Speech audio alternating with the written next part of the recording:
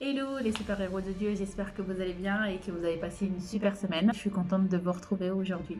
C'est un culte spécial, le culte de la mission.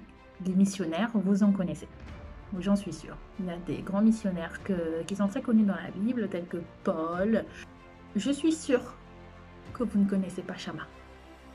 Vous devez vous dire, mais c'est qui Shammah? Je connais pas Shammah. Alors, ce n'est pas du tout de votre faute. Shammah n'est pas très connu.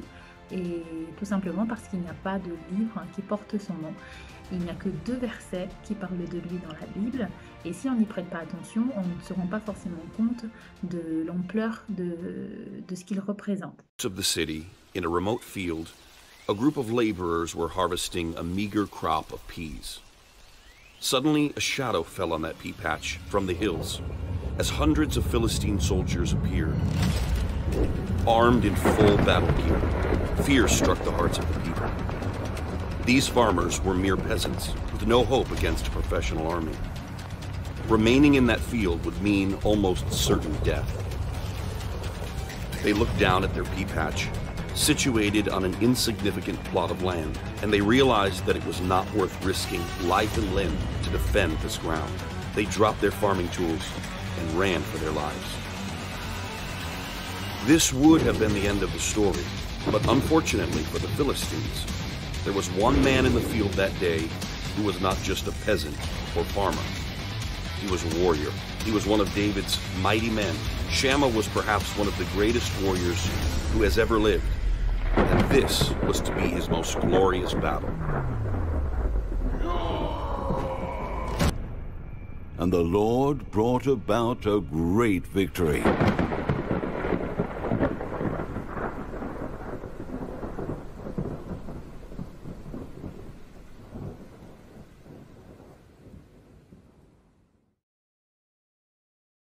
C'était dans un champ de lentilles à l'époque. Et au lieu de s'engager dans la bataille, les Israélites prennent la fuite, ils paniquent. Ils s'en vont, sauf Shammah, qui reste là, positionné au milieu de ce champ, tout seul. Comme ça, il ne s'enfuit pas. Aujourd'hui, si vous vous retrouvez dans une situation similaire, on est d'accord que la majorité quand même vont prendre la fuite comme les autres. Ils vont se dire « Ah non, je ne veux pas rester là tout seul alors qu'il y a une armée qui vient. Non, je m'en vais, je m'enfuis. » Et bien Shammah, il est resté là. Il est resté ferme. Il faut quand même être assez fou pour ne pas bouger, pour rester là, ferme et ne pas prendre la fuite. Nos missionnaires sont comme Shammah. Ils croient qu'ils vont pouvoir sauver des âmes. C'est quand même fort. Il faut quand même avoir un certain grain de folie pour se dire que je vais y aller, je vais devenir missionnaire. Mais vous savez pourquoi est-ce qu'ils le font? Parce qu'ils ont des super pouvoirs. Ce sont des super-héros. Et ils ont exactement les mêmes pouvoirs que vous. Vous les avez appris tout au long de l'année, les super pouvoirs de l'esprit. Vous vous souvenez? Si on les récitait tous ensemble. L'amour, la joie, la paix, la bonté, la patience, la bienveillance, la fidélité, la douceur et la maîtrise de soi. Tous ces super pouvoirs leur permettent de pouvoir mener à bien leur mission. Parce que le combat, il est réel, les enfants. Et l'ennemi est là. L'ennemi est là et il faut justement empêcher à l'ennemi de prendre position. Et grâce à nos super pouvoirs, on va être les ambassadeurs de Dieu. Faisons le bien autour de nous. Aimons-nous les uns les autres. Soyons toujours dans la joie pour pouvoir permettre aux personnes tristes d'oublier leur tristesse grâce à notre sourire, à notre joie qu'on communiquera. Soyons patients avec les personnes qui ne connaissent pas Dieu. Soyons bienveillants. Soyons doux. Et ça, je sais que vous pouvez le faire parce que Vous êtes des enfants de Dieu. Shammah a gagné face à une armée. Alors nous qui avons toute cette connaissance, nous ne pouvons que gagner. Vous n'êtes pas d'accord? Vous êtes des super-héros. Je le sais, car vous êtes armés de ces super pouvoirs. Soyons comme ces missionnaires, soyons ces super-héros de Dieu. Je compte sur vous. Soyez bénis les enfants. Et je vous dis à bientôt.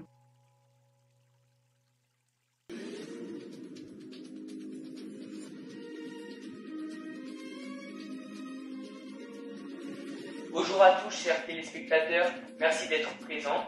Donc vous êtes bien sur le journal officiel du Vanuatu, en direct de la capitale Port Vila. Donc pour info, le pays est une superficie de 12 000 km², c'est-à-dire 332 fois la ville de Valence, et le pays est peuplé d'environ 300 000 habitants, c'est-à-dire 4 fois la ville de Valence. Donc pour continuer, nous allons procéder à la météo.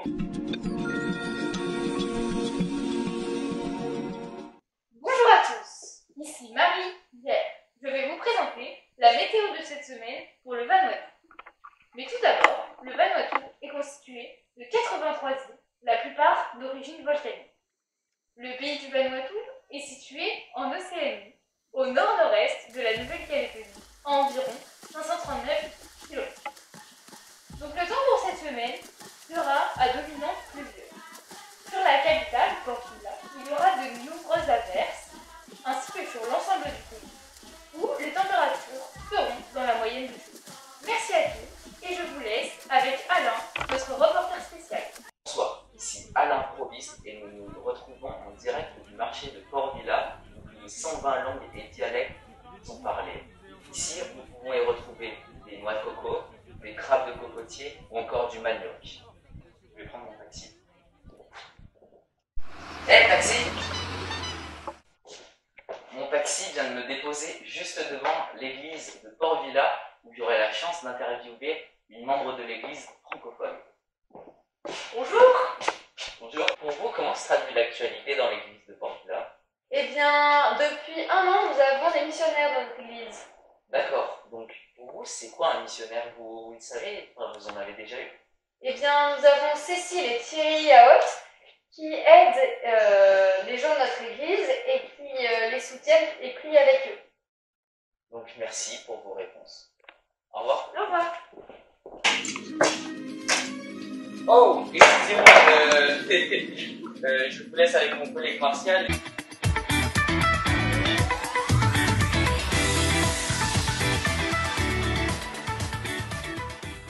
Merci d'avoir regardé la vidéo.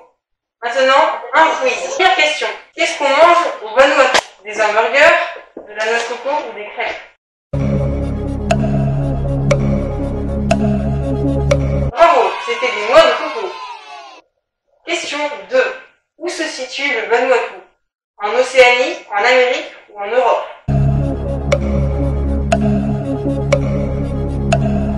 Bravo, c'était en Océanie. Question 3. Comment s'appellent les missionnaires?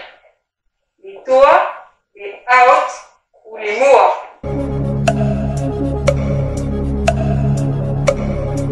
Bravo, c'était les Aot. Comment s'appelle le pays de la vidéo? Vanuatu, Funafudu ou Nouvelle-Calédonie? Bravo, c'était Vanuatu. Je vais lancer les sons. Bonjour. Mais il faut le dire bien. Nul. Bonjour à tous, chers téléspectateurs. Non mais on évite d'introduire des lions dans l'interview, merci.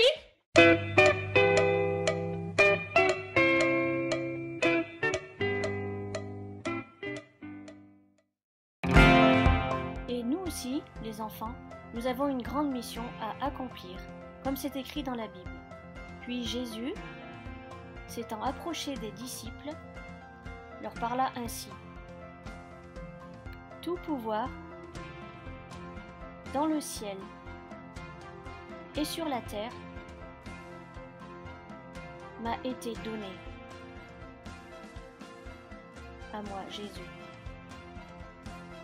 Allez, faites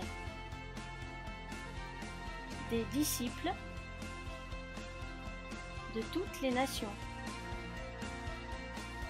les baptisant au nom du Père, du Fils et du Saint-Esprit.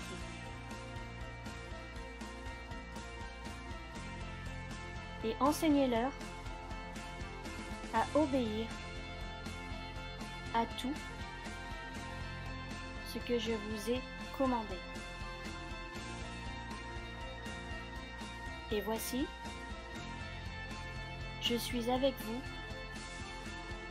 tous les jours jusqu'à la fin du monde. Amen. Allez, go!